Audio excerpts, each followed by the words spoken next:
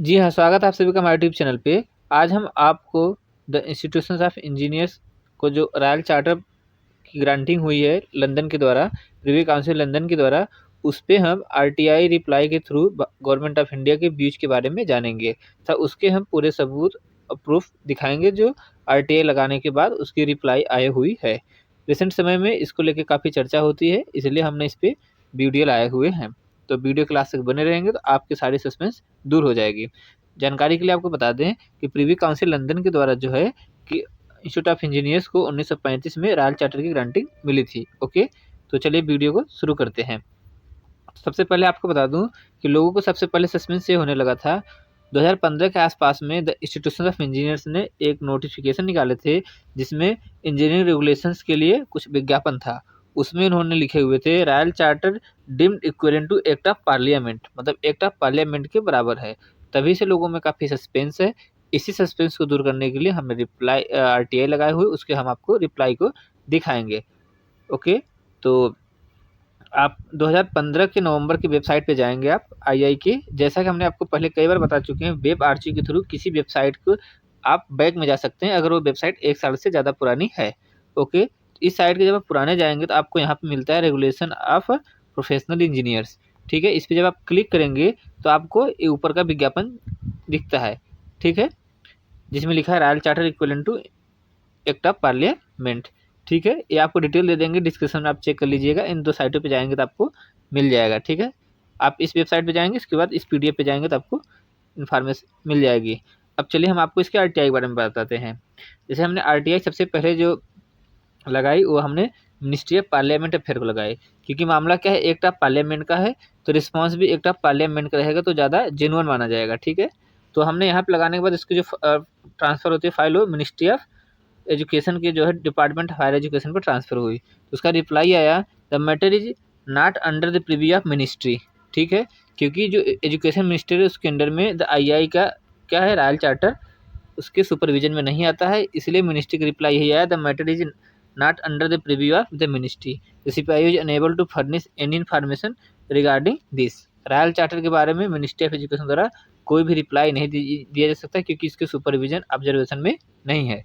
ठीक है, ओके, तो फिर मैंने दोबारा आरटीआई लगाया तो उन्होंने बोले उसको ट्रांसफ़र कर दिए राज्यसभा की तरफ में। ठीक है, तो राज्यसभा की रिप्लाई ये आया the such information is not available in the secretariat, therefore the information sorted by you treat as an nil. ठीक है, मतलब जो रॉयल चार्टर के बारे में आप जानकारी चाहते हैं वो पूरी इन्फॉर्मेशन क्या होगा, नील माना जाएगा। मतलब रॉयल चार्टर का कोई डिटेल नहीं है कहाँ पे, राज्यसभा सेक्रेटरीट में।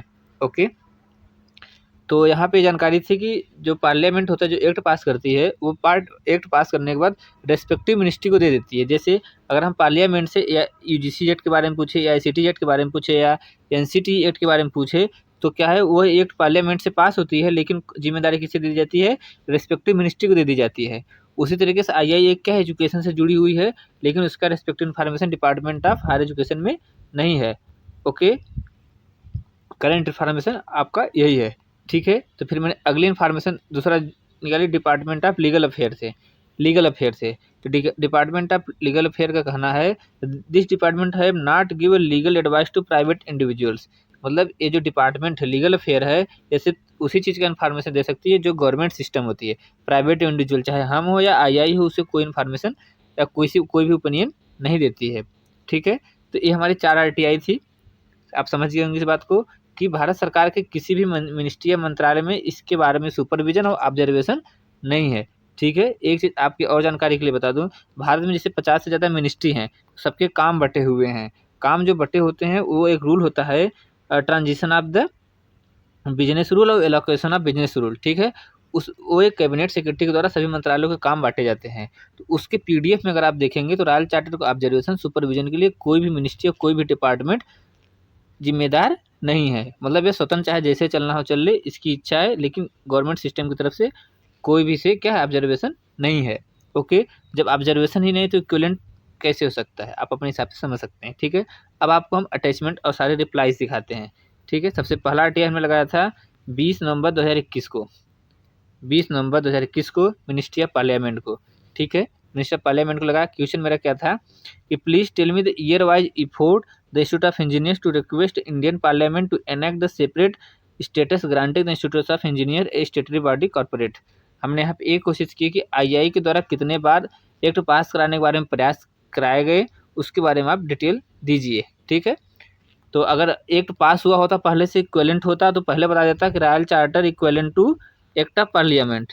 ओके, लेकिन जब प्रयास ही नहीं हुआ, न एक्ट की तरफ प्रयास हुआ न इसकी तरफ से कोई इक्विवेलेंट की चर्चा हुई। ठीक है, उन्होंने जानकारी के लिए हमने बताया कि रॉयल चार्टर जो ओनली एंटिटी इंडिया में है जो न तो रजिस्टर है, इसके सोसाइटी एक्ट में भी नहीं, इंडियन ट्रस्ट में भी नहीं है।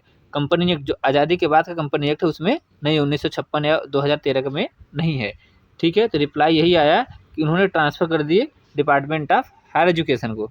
ठीक है, क्योंकि जितने भी भारत में एक्ट होते हैं तो पार्लियामेंट एक्ट पास करा करके रिस्पेक्टिव मंत्रालय को दे देती है कि अब आप इसकी जिम्मेदारी आप संभालो।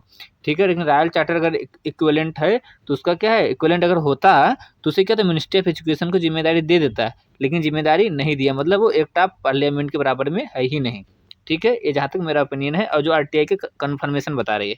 ठीक है, चलिए आगे चलते हैं। आपको डिपार्टमेंट ऑफ हायर एजुकेशन पे जब ट्रांसफ़र हुई फाइल तो वहाँ पे ये फाइल गई, उसका रिप्लाई बिल्कुल वही क्वेश्चन को फॉरवर्ड हो जाती है, तो क्वेश्चन भी वही रहता है। ठीक, रिप्लाई में क्या, the matter is not under preview of ministry, the CPIO is unable to furnish any information according this. मतलब जैसे जिम्मेदारी ही नहीं मिली इसको सुपरविजन ऑब्जर्वेशन का, तो कोई इन्फॉर्मेशन नहीं मिल पाएगी। ठीक है, उसके बाद मैंने दोबारा पूछा क्वेश्चन को तो ट्रांसफ़र हो गई क्या, राज्यसभा सेक्रेटरीट पे, क्योंकि लोकसभा राज्यसभा से बिल पास होते हैं, एक्ट पास होते हैं, तो फिर वहाँ पे ट्रांसफ़र हो गई फाइल, तो उसका इन्फॉर्मेशन ये अभी यही है, the such information not available in the secretariat, therefore information sorted by treated nil. Okay, information को क्या मान लिया जाएगा, नील मान लिया जाएगा, मतलब रॉयल चार्टर इज जीरो, नील का मतलब यही होता है मेरे हिसाब से। ठीक है, ओके, तो नेक्स्ट चलते हैं आपको। उसके बाद हमने डिपार्टमेंट ऑफ लीगल अफेयर से भी क्वेश्चंस किए। ठीक है, हमने उनसे सीधा सीधा यही पूछा, ध्यान समझिए, कि it is true the royal charter granted institute is in force remain 15 August 1947, sorry, इसमें आज़ादी जब हुआ था 15 अगस्त 1947 के बाद से क्या रॉयल चार्टर आगे इन फोर्स में है, हमने ये पूछने की कोशिश की थी। उसके अलावा हमने ये भी बताया कि द इंस्टीट्यूशंस ऑफ इंजीनियर्स क्या है, पहले के एक अटॉर्नी जनरल ऑफ इंडिया जो थे उनके ओपिनियन को लेकर के अपने वेबसाइट पे दिखा रहे हैं, और ये भी बताने की कोशिश कर रहे हैं कि आईआई को एक्ट ऑफ पार्लियामेंट लेने की ज़रूरत नहीं है। तो क्या राय है आपकी? तो इस पे हमने डिपार्टमेंट ऑफ लीगल अफेयर से पूछा कि it is true the royal charter in force after 15 अगस्त 1947। ठीक है, मतलब 15 अगस्त 1947, और इंग्लिश हिंदी इंग्लिश हो जा रहा है। ओके, तो इस तरीके से है। तो रिप्लाई में ही आया कि जो एलोकेशन ऑफ बिजनेस रूल है उसके अनुसार डिपार्टमेंट क्या था, प्राइवेट डिपार्टमेंट के बारे में कोई एडवाइस नहीं देता, ना कोई सजेशन देता है। ओके, ओनली क्या होता है, गवर्नमेंट डिपार्टमेंट के बारे में कोई जानकारी दे सकता है। पूरा पढ़ते ध्यान से। As per government of India allocation of business rule 1961, the basic fundamental the basic function of the department is inter alia tender advice to ministry and department. मतलब गवर्नमेंट सिस्टम को एडवाइस दे सकती है, सारी चीज़ें कर सकती है, प्राइवेट सिस्टम को नहीं। Okay, the information started in the nature queries amount seeking legal advice hence not covered under RTI 2F section RTI 2005। ठीक है, this department does not give legal advice to private individuals. मतलब जैसे हम एक private person है, हम government department से नहीं है, तो हमें भी रिप्लाई नहीं देंगी, और आईआई भी एक प्राइवेट एंटिटी तो उसके बारे में भी कोई रिप्लाई नहीं मिलेगा। जहाँ तक मेरा ओपिनियन है यही इसका निष्कर्ष निकल रहा है। ओके, सिर्फ क्या करती है, मिनिस्ट्री और गवर्नमेंट डिपार्टमेंट को ही रिप्लाई दे सकती है, कौन, department of legal affair. Okay, इतनी जानकारी आप समझ गए होंगे। ओके, अब जो अभी कन्फ्यूजन हो रहा होगा कि एलोकेशन ऑफ बिजनेस क्या होता है। ठीक है, तो कैबिनेट सेक्रेटरी की वेबसाइट पे जाएंगे आप, इसकी वेबसाइट पे जाएंगे, तो इस वेबसाइट पे जाने पे क्या होता है, पूरे मंत्रालय जितने 50 से ज़्यादा मंत्रालय हैं सबके काम बांटे गए। 1.5 MB की फाइल है, इसमें आप देख सकते हैं हर मंत्रालय का अपना अपना काम होता है, वो काम बटा हुआ है। उस काम में रॉयल चार्टर के ऑब्जर्वेशन सुपरविजन के लिए कोई भी डिपार्टमेंट और मिनिस्ट्री जिम्मेदार नहीं है। स्वतंत्र रूप से कुछ भी आप इनोवेट करके चलाते रहो, वो खुद की जिम्मेदारी है। कस्टमर और जो क्या बोलते हैं यूजर पर निर्भर करता है कि उससे कैसे सेटिस्फाई हैं। ओके, तो उम्मीद है ये पूरी जानकारी आप समझ गए होंगे, काफ़ी मेहनत से निकाले हुए हैं इस कन्फर्मेशन को। और कोई जानकारी हो तो आप हमें शेयर कर सकते हैं कमेंट सेक्शन में। कोई आप एडिशनल आरटीआई लगाते हैं, कोई इन्फॉर्मेशन आती है, तो ये जानकारी थी, आप इसको ज़्यादा से ज़्यादा शेयर करें ताकि लोगों को और जानकारी अपडेट मिल सके। तो कुल मिला के यहाँ पे निष्कर्ष यही निकला कि जो एडवर्टाइजमेंट है royal charter equivalent to act of parliament है, या पार्लियामेंट का कोई भी या गवर्नमेंट ऑफ इंडिया का कोई भी पर्सन रिस्पॉन्सिबल नहीं कि इसके बराबर में है। ओके, ये निष्कर्ष पे हम इस बात पे पहुँचते हैं।